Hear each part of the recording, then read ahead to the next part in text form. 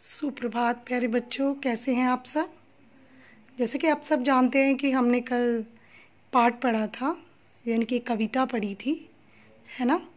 तो आज हम पाठ 5 उसके ही शब्दार्थ और मुहावरे देखेंगे और उनसे वाक्य बनाएंगे।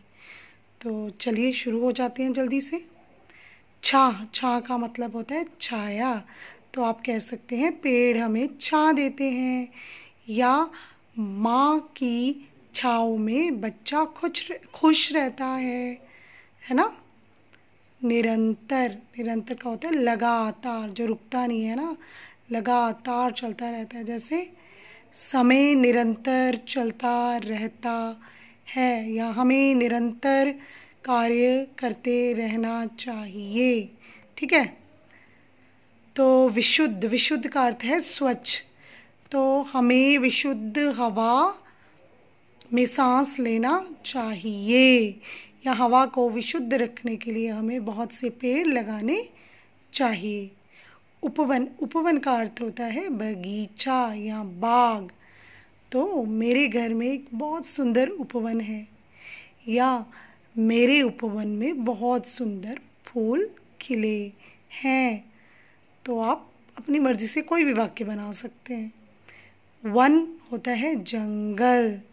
तो आप बोलेंगे वन जंगली प्राणियों से, पशुओं से भरा होता है, या वन में विभिन्न प्रकार के वृक्ष लगे होते हैं। ठीक है। या भारत में बहुत से या बहुत सारे वन प्रदेश हैं। ठीक है बच्चों। तो आप अपनी मर्जी से वाक्य बनाएंगे।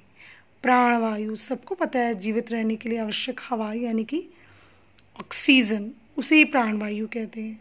तो हमें पेड़ों से प्राणवायु मिलती है ना। हमें प्राणवायु, ऑक्सीजन को साफ रखना चाहिए, या आप कह सकते हैं कि पेड़ हमें प्राणवायु प्रदान करते हैं। तो बच्चों झट से ये शब्दार्थ और मुहावरे अपनी कॉपियों पे लिखिए। मुहावरा तो चलिए यहाँ कोई नहीं है, पर शब्दार्थ हैं, शब्द दिए हुए हैं, आपको उनके अर्थ लिखने हैं और उनके वाक्य बनाने हैं। तो जब आप वाक्य बनाएंगे तो कौन से शब्द से वाक्य बनाने हैं आपने? छाह, निरंतर, विशुद्ध, उपवन, वन, प्राणवायु। छाया, लगातार, स्वच्छ, बगीचा, इनसे नहीं। जो अर्थ दिया हुआ है ना, अर्थ को नहीं वाक्य में प्रयोग करना है, आपको शब्द को वाक्य में प्रयोग करना है। तो ठीक है बच्चों, मुझे लगता है आप अच्छे से समझ गए होंगे।